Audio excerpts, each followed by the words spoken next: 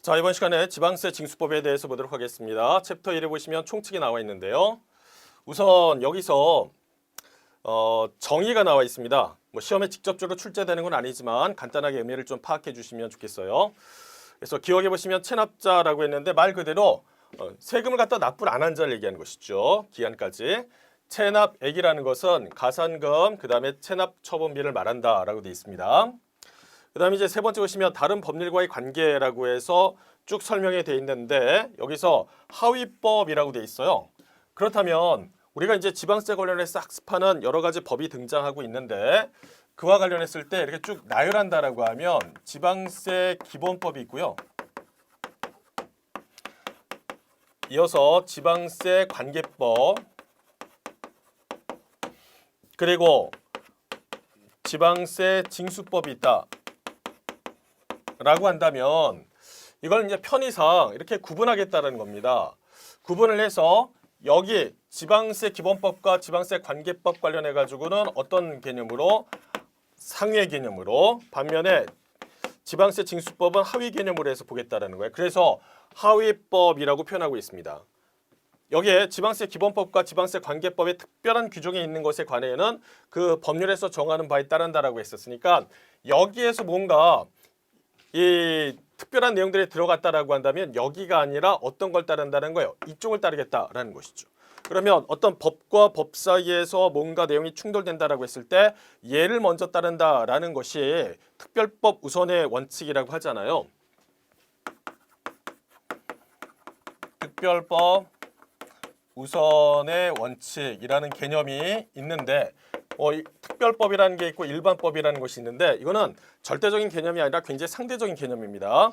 예를 들어서 우리가 많이 알고 있는 이제 민법이라든지 그리고 상법 이렇게 구분한다라고 하면 민법을 일반법이라고 하고 상법을 특별법이라고 해요. 그래서 두 가지 중에 만약에 이제 어떤 내용이 있었다라고 한다면 상법의 내용을 여기 이제 특별한 상황에서는 이걸 적용하니까 상법을 적용하는 것이고 만약 상법과 또 다른 뭔가 법이 있었다라고 했을 때 뭔가를 우선 적용하는 부분이 있다라고 한다면 여기가 특별법이 될 것이고 여기가 일반적인 그런 내용이 되겠죠. 그래서 뭐 이거 조금 전에 말씀드린 것처럼 절대적인 게 아니라 어떤 상황에 따라서 위치하는 바가 다른데 이때 지방세 관련했을 때는 얘네들을 갖다가 비교한다라고 하면 여기를 좀 더 특별하게 본다라는 것이죠. 그래서 특별한 규정이 있는 것에 관해서는 누구를 따르는 거예요? 지방세 기본법이 아니라 여기에 나와 있는 이 법을 법률에서 정하는 바에 따른다라고 설명을 하고 있는 것입니다. 그 다음에 네 번째 보시면 지방자치단체 징수금 중에 우선순위라고 되어 있어요. 여러분이 예전에 그 첫 시간에 학습한 내용 중에 지방자치단체 징수금에 대한 어떤 범위를 갖다가 간단하게 말씀드린 부분이 있었는데요. 여기서 말하는 징수금이라는 것은 이 안에 지방세와 그리고 가산금, 체납, 처분비 이렇게 세 가지가 있습니다. 근데 이 중에서 우선순위를 갖다 정하겠대요. 징수금에. 순위를 보시면 체납처분비, 그 다음에 지방세, 가산금 이렇게 되어 있습니다. 이 체납처분비에 관련했을 때 국세에서의 용어는 이게 강제, 징수비 이렇게 해가지고 바뀌었죠. 국세는. 그 다음에 여기 징수금의 징수 순위에 있어서 지방세 관련된 내용에서는 이제 1순위, 2순위, 3순위가 이렇게 설명이 되어 있는데 국세 관련했을 때 내용은 조금 다릅니다. 그래서 그것도 같이 한번 정리를 해주시면 좋겠다라는 거죠. 자, 국세 관련했을 때 내용 보시면은 똑같이 1순위, 2순위, 3순위 이렇게 되어 있는데요. 1순위가 강제 징수비고요. 그 다음에 2순위가 국세고 3순위가 가산세 이렇게 나와 있어요.